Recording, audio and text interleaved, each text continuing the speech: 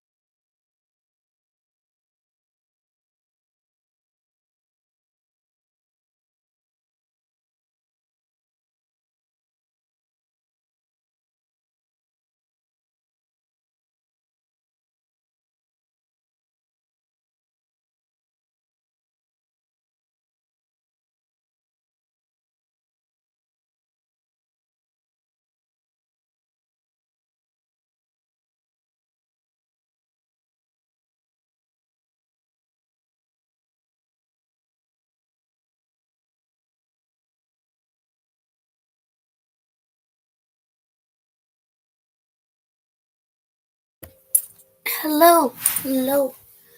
Well, links have been sent out, and it's time to start reading. Um, so we're gonna do one chapter per stream. Now, the first book, it's a comic book, so it should go by pretty quickly. I'm gonna try and see how many chapters there are. Crap. There are entirely.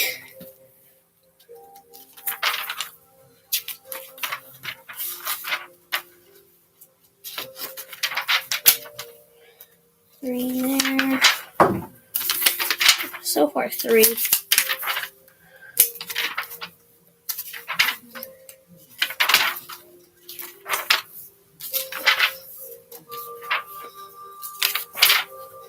I think there's like 5 chapters. I'm not gonna go searching for them all.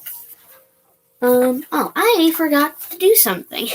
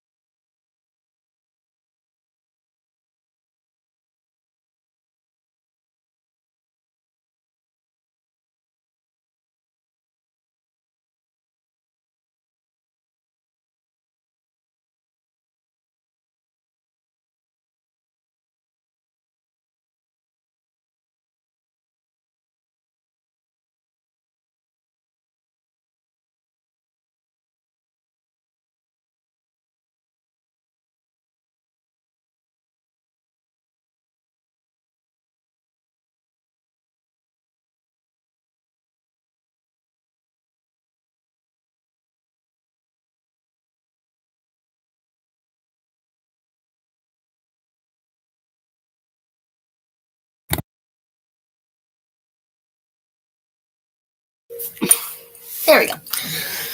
Okay. So, Star Wars, Darth Vader, Dark of the Sith. Now, this is a long time ago in a galaxy far, far away. Star Wars! That's back. Is that backwards for you? I hope it's not backwards for you. Star Wars! Darth Vader!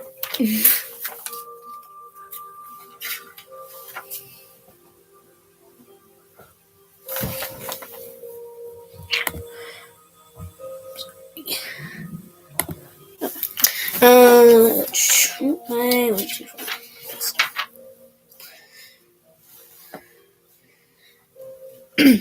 Pain.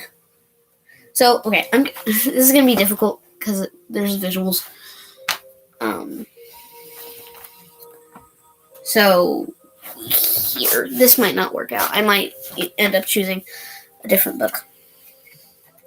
I think that's what I'm gonna do because this isn't gonna work out with the way that I read. So, 1 sec.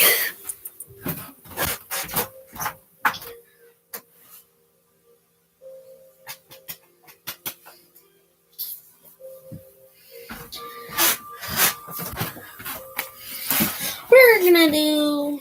It shouldn't have any. Just dialogue, right?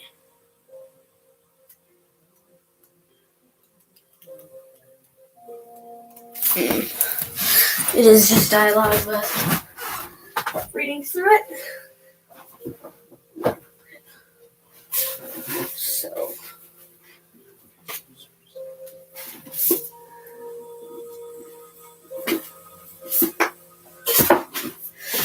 Alright, we are reading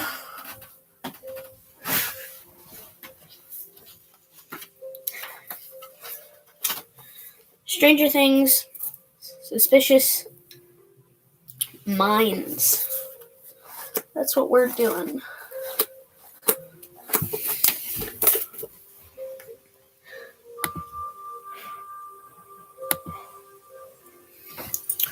So, hold on. Depending on how many pages are in per chapter.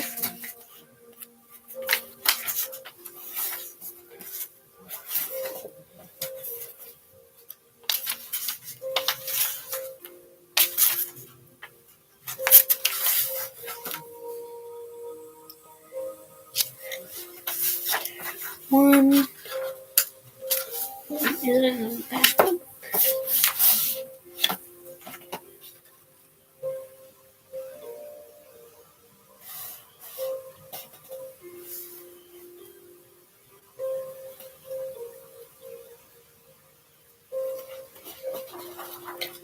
It's a thick book. I'm trying to find.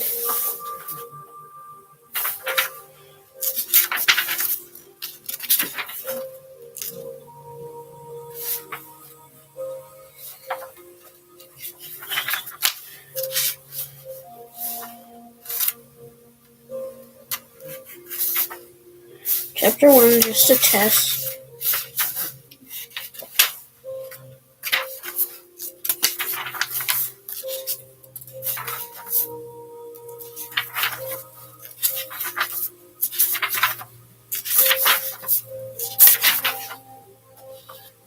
Alright.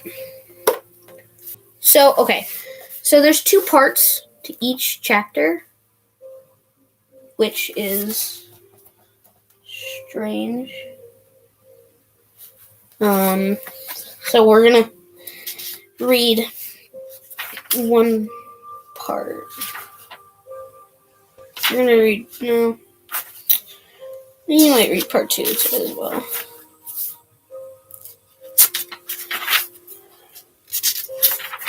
Alright, we'll see. We'll see. We'll just see how it plays out. You know? That book there, back, right there, that's a book about trains. That's not like a normal book. Hello, Nicole. Welcome in. We are just about to start chapter 1 of Stranger Things Suspicious Minds. Just a test.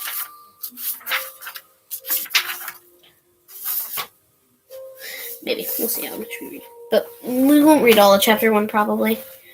Just a few. Let me know if the music is too loud or too quiet. Let's get into it. Chapter 1. Just a test. July 1969, Bloomington, Indiana. Part 1.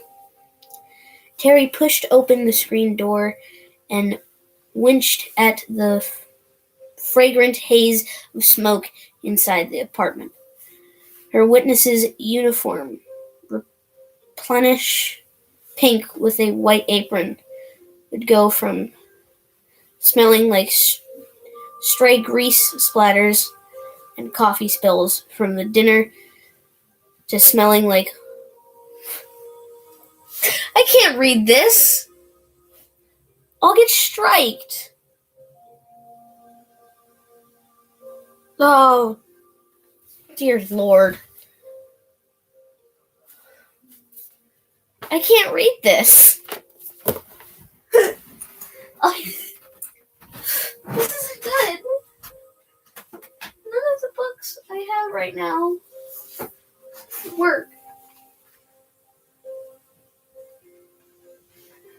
One sec.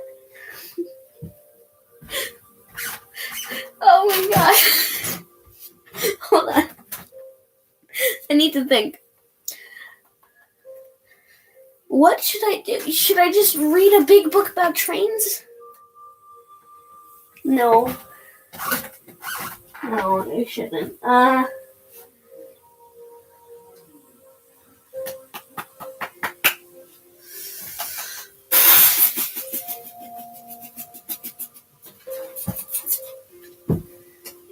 Damn it.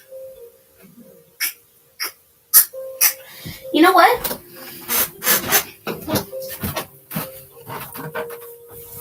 You know what? 1 second, please.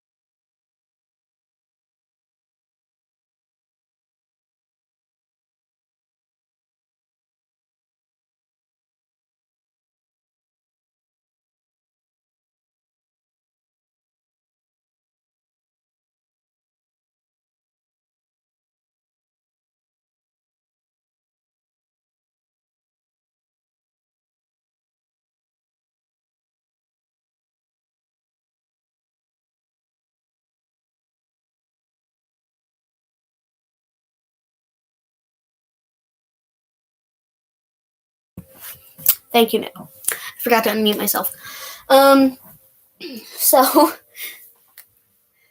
Yeah, that's not gonna work. That's an epic fail.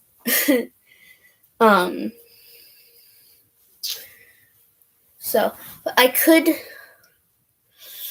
Do you guys want to read a story about Obi-Wan Kenobi and how he was, and how he got to the Order, the Jedi Order? You guys want to hear that? Because I made a story. I made a story for school, like a prequel thing, that I had to do. We can do that if you guys want. Too low. Okay. Yeah, we'll do that. Epic fail turned into small save.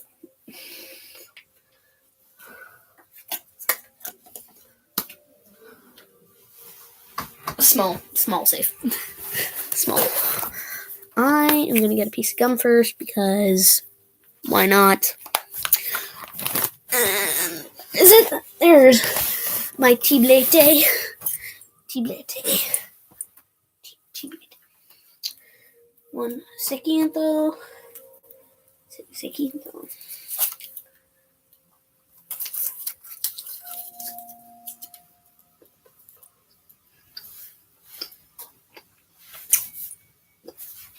I missed.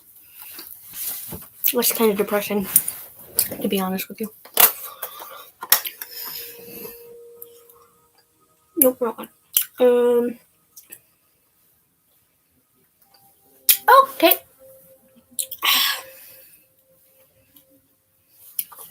The introduction is kind of bad. We'll just go with it.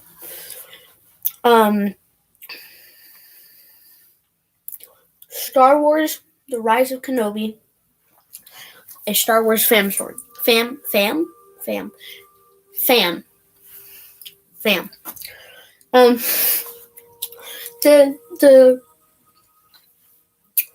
The intro is really bad because it's like a little kid arguing with his mom, or his dad rather. I'll try my best, but this is gonna be great. This is gonna be fun. Okay, it's gonna be amazing. You know. So the story starts at the beginning.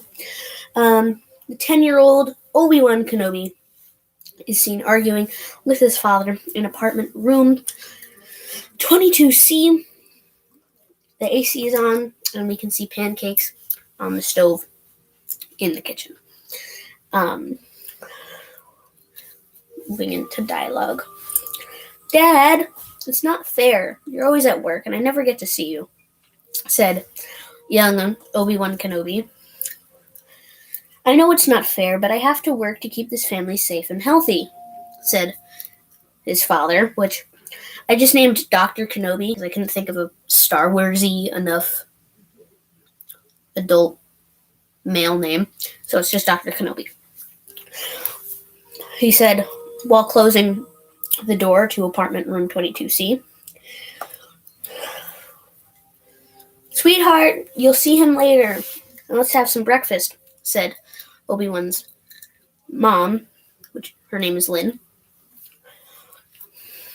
Okay, Mom, said Obi-Wan Kenobi. And then it jumps to it's still a work in progress, but we're just going to go with it.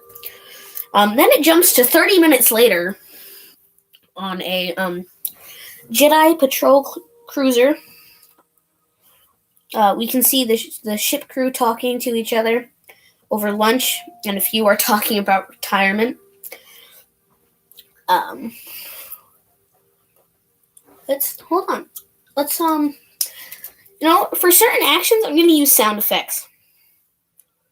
Why? Because I feel like it.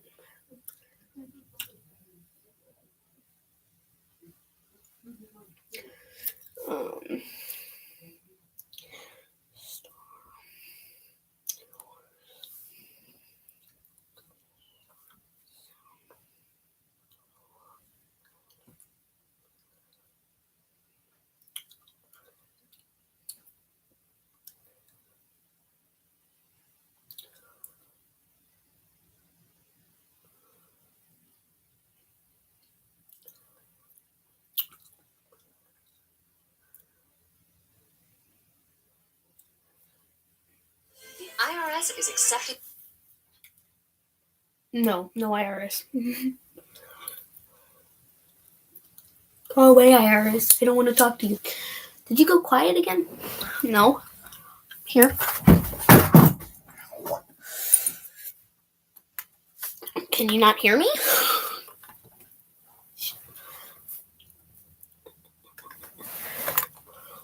You can hear me, right, Nick? Yeah.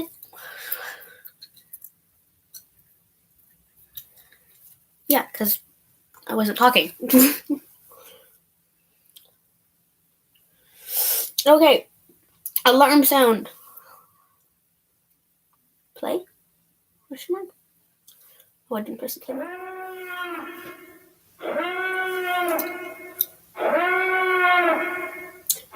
Cool.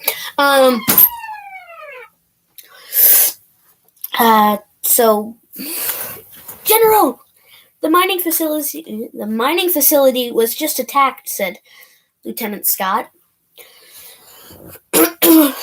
Prepare my ship in a small squadron, said Jedi General Qui-Gon Jinn, the Jedi Master, still taking a position of general in this time without war. In the hangar, moments later, elevator doors open and Qui-Gon steps out. Is my squad ready for deployment? Asked Qui-Gon Jinn with a sound of urgency in his voice. Yes, sir, along with your ship, said the hangar's flight chief. Now, same time frame, but we're at a different place now. We're now at the mining facility. There was an explosion at the mining facility on Alkanala, which is the planet that Obi-Wan Kenobi... I should have explained this at the start of the story. The planet that Obi-Wan Kenobi lives on is Alkanala, and they're a mining planet. Excuse me. They're a mining planet, so they have a lot of big mining facilities. And there was the story, you'll see. There was an explosion there at the mining facility. So now we're at the mining facility, and Lynn arrives at the facility because she's the chief advisor of the facility, and her husband, Dr. Kenobi, is the chief of medicine there for safety and medical stuff. So Lynn arrives at the facility as she is the chief advisor for the mining facility, starts investigating and coordinating with local authorities. Miss Kenobi, hello and welcome back. Wish it were on better circumstances, said the chief of staff. His name is Mickey. Said Mickey, whatever. Hello, Mick. I agree, said Lynn. Has my husband been seen anywhere? And what is the confirmed safe worker count? She asked. All but 5 workers are accounted for, said Mickey. You didn't answer my first question, Mick, said Lynn sternly. Lynn said sternly. Mick was silent for 2 minutes before he started speaking.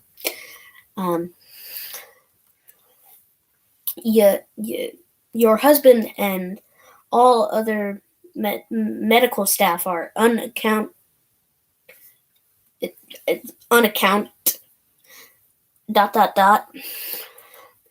Mick getting cut off by a second explosion from the west wing of the facility. Due to the explosion, all people in the area, they duck for cover, even though they're not near it. They just, heard it. Mick, get me to the medical bay right now, or so help me God, I will have you fired, said Lynn, very aggravated at this point. Yes, Mick. Yes, ma'am, said Mick. Another explosion, and the Republic troops arrive, along with Qui-Gon Jinn. Moments later, Lynn walks into the mining facility's medical room and finds both Dr. Kenobi and the rest of the medical staff under rubble from which under lots of rubble from the ceiling due to the explosions. A fourth explosion happens and the ground shakes, causing more and more rubble to fall on top of both Mickey and Lynn. About 5 minutes later, on the other side of the facility, the West Wing, Qui-Gon Jinn and the Republic troops start their way to the source of the first explosion to investigate it. Along their way, they can see that the pathway is cut off and rubble is all over the place.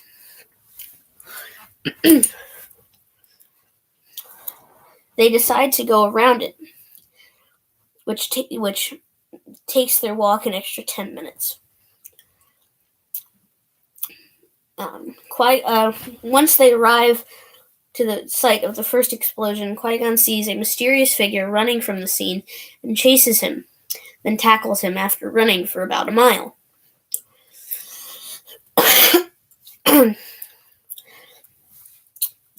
Obi-Wan, no, not Obi-Wan. Qui-Gon, I'm just here listening. Okay. Qui-Gon getting off of the man he just tackled, and the man he just tackled rolling over. You tackle me after our long bond in the Order, said Sade. So his name is spelled S-Y-D-E, but it's pronounced Sade. Sade. ... I thought you died. The whole Order thought you died, said Qui-Gon hesitantly. His full name is Ulan Ced. He said, Ulan is dead. All that remains is darkness and destruction. I will kill everybody in the Order, including you, said Darth. Said Darth Sade. Wow, I can't speak. Whilst igniting his bright lead lightsaber. A battle between light and dark, a fight against two who were once brothers and now foes. Lightsabers clashing, green versus red, the glare of light you can see from a mile away, the rays of the sun bursting down onto their bodies. In turn, light will always win, said Qui-Gon. And dark always loses, whilst giving the final blow to Darkseid. Multiple minutes after the battle, Qui-Gon and the troops go to any remaining staff and ask where to find the apartment of Obi-Wan Kenobi after finding out that both of his parents died in these explosions. A low-life employee of the planet takes them to the facility, to the apartment, where Qui-Gon finds young Obi-Wan Kenobi making himself lunch using the Force. Obi-Wan realizes this and says, "Hey, what are you doing here? This isn't your apartment," he said sternly. "You're Obi-Wan Kenobi, aren't you?" said Qui-Gon with a deep voice. "Yeah, and what you got, and what do you have, well, hold on. Yeah, and what that got to do with you being in my home," he said. "You can't just barge in here and expect me to know who you are and not put up a fight against whoever you are," he said with anger in his voice. "I'm not here to hurt you, little one. I'm just here to talk to you and ask a few questions." Young Obi-Wan Kenobi, only being 10, said, "Okay, take a seat." Okay, young one. You sit down too. I know this is going to be tough to hear, but sadly, your mother and your father are dead.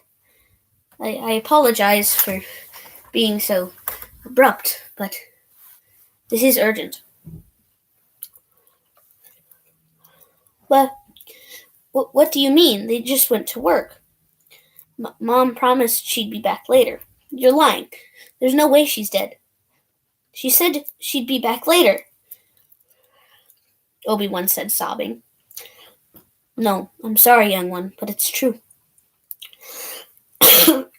And you're going to have to come with us. We're the only things that will protect you out here. But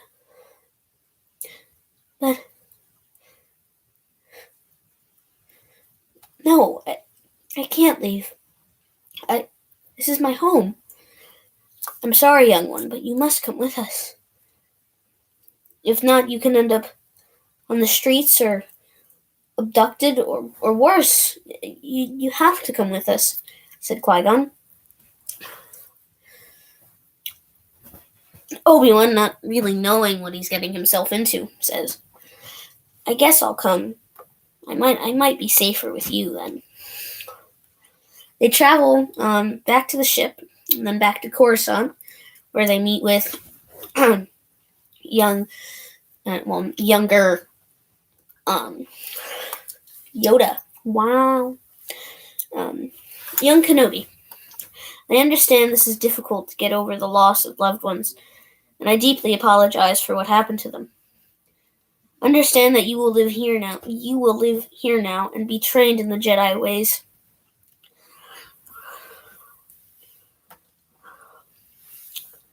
Your impeccable Force abilities is what the Order needs. Qui-Gon will be your trainer, and if you choose to leave, we will happily support your ways and lend you transport to wherever you would like to go. But I don't want that. I believe it is best that you stay here. I mean, I might as well give it a shot. I guess I'll stay. Both Qui-Gon and the rest of the Jedi Council, including Yoda, nod their heads. The boy will be trained by you, Qui-Gon, said Yoda. I will do what I must to keep him safe. If that means training him, so be it. To be continued. So that's that. It's very much a work in progress. I have a lot of revising that I need to do still. But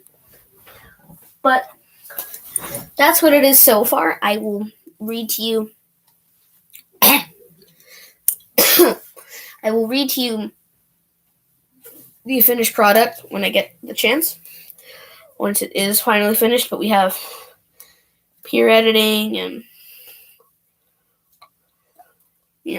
stuff like that to do. And now it is time for announcements. So the whole Real Loud thing is going to be canceled until further notice, until I can find a book that I can actually read without getting in trouble by YouTube's standards. So, fundamentals.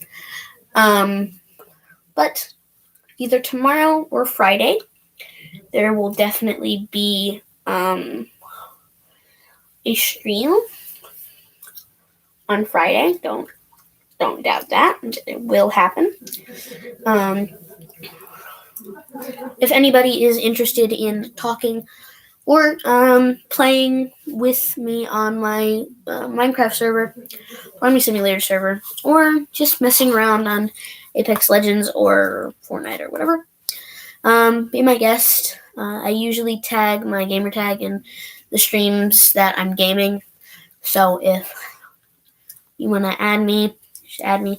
If you want, if you're in the Discord, you can just PM me, and we'll figure things out there. For Minecraft, you need to be you need on Bedrock Edition. But for everything else, as long as you have crossplay mode enabled, we'll be fine. I hope everyone enjoys the rest of their day or night or whatever. And I will see you Friday. I hope everyone has a safe and wonderful time. Enjoy the day, and I will see y'all next time. See you, love you, bye. Be safe. Bye.